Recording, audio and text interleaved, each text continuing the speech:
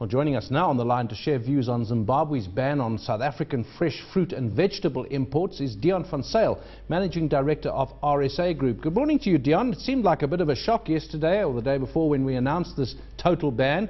Sounded also as if it could be severely disruptive to food security, perhaps in Zimbabwe, and to business relations. What does it actually mean? What is the impact of this ban going to be? Yes, good morning, David. Thank you for the opportunity to talk to you guys. Yes, it was a shocker to us. We didn't expect it. We have been dealing with some bans in certain commodities over the last years into Botswana and to some other countries when those local areas are producing their products. So this ban, I think it's going to be in the same line as these other countries. I've spoken to some of our Zimbabwean buyers yesterday, and according to them, they will still be able to import some fruit and veg into Zimbabwe. Give us a picture of the nature of this trade. I mean, how much goes across the border every day or every week? What's this trade worth?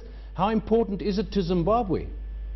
Well, it's quite significant, David. We've got a lot of buyers coming into specifically Johannesburg and Pretoria, buying produce from our markets. It's a huge, especially in terms of apples and stone fruits and stuff like that going through the borders. It will have a huge impact, I think, more on the Zimbabwe consumer, being reliant on produce coming from South Africa. It will have a greater effect on the Zimbabwean people than I think on our market itself. When you talk about imports and exports to Zimbabwe, one imagines huge trucks coming from the big suppliers, you know, the big retailers and the big producers. But you've just raised another aspect to it. That's people with a bakkie or a car taking a bag full of, a boot full of oranges and peaches and cabbages and whatever. Now that trade, surely it's very difficult to stop. You might have to bribe the officials on the way, but difficult to stop it.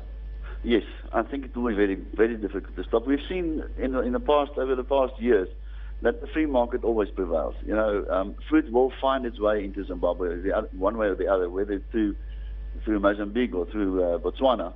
We've always seen that you can't stop people from getting product into their country to eat.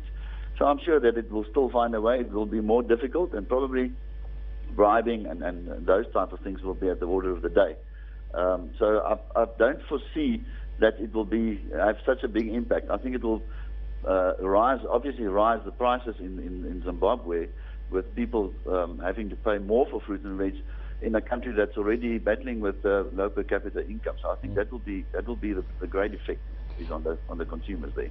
Deon Nozipho here, just listening to you speaking about the impact that you're not expecting to be very high. Is this because of similar experiences that you experienced with other countries in the SADC region where these bans have come, but you've been able to continue trading irrespective? Yes, look, currently we're dealing especially with Botswana, where the borders are closed randomly. You know, when they have, for example, tomatoes available in Botswana being grown by their local producers, they close the border and we're not allowed to export product into Botswana. So it has been happening over the years. Into Zimbabwe, for example, we have been for the past 2 or 3 years not being able to export potatoes and onions into that country.